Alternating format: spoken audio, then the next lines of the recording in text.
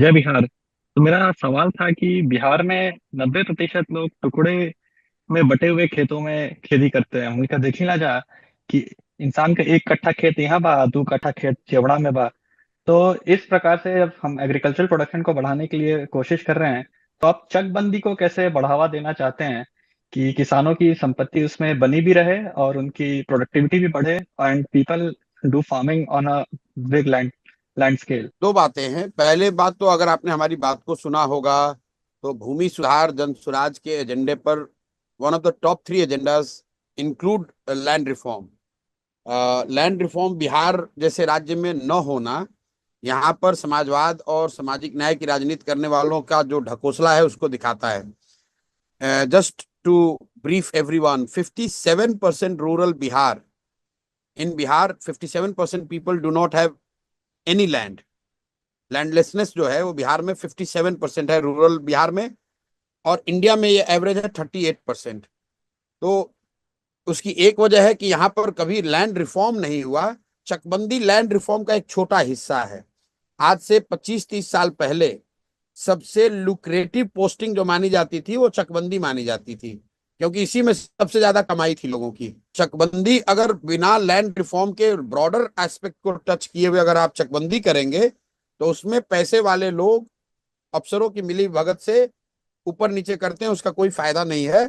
We are more in favour of broad based land reform that includes digitization of all land records, that includes wherever chakbandi could be brought in, but more importantly it includes resolving issues related to the ownership of literal almost 1/3 of land in Bihar. Bihar में आप, sorry, आप भोजपुरी में सवाल पूछा, हम अंग्रेजी में बोल रहे हैं गलती से।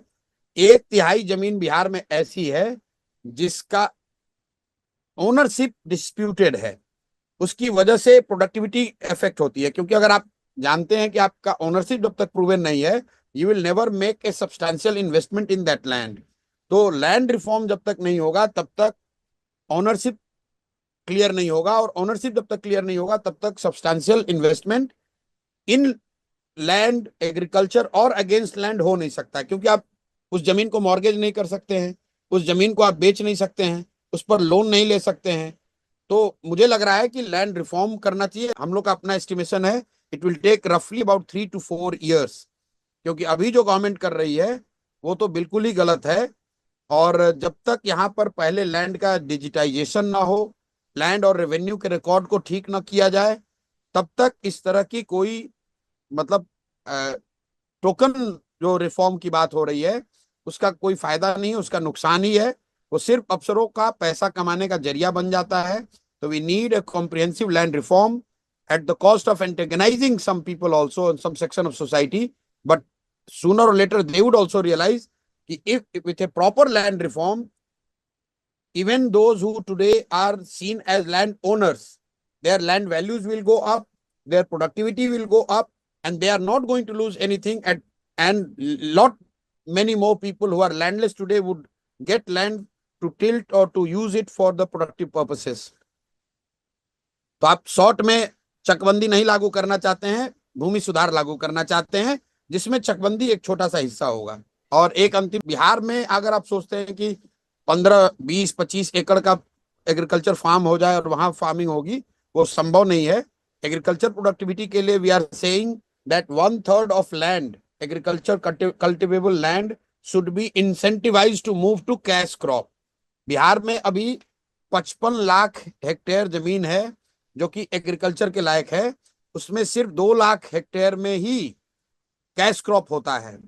Ideally we would like to take the cash crop cultivation to 20 lakh hectare.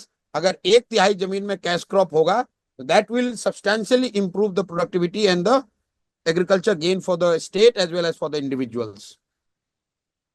Cash crop में जैसे अगर आप मसाले की खेती कर रहे हैं, लहसुन की खेती कर रहे हैं, तो उसके लिए 10 एकड़ की जमीन नहीं चाहिए। अगर 1 एकड़ भी जमीन है तो you can improve your productivity and agriculture output by 10, 20, 30 times by better, by selecting a better crop pattern, by making investment in seeds, fertilizer and technology. That is what we are aiming to do, rather than making a large size agriculture farm pieces like 10 acre, 20 acre, which is far more complicated. It will happen maybe in 50 years or 100 years time, as it happened in case of US and other places.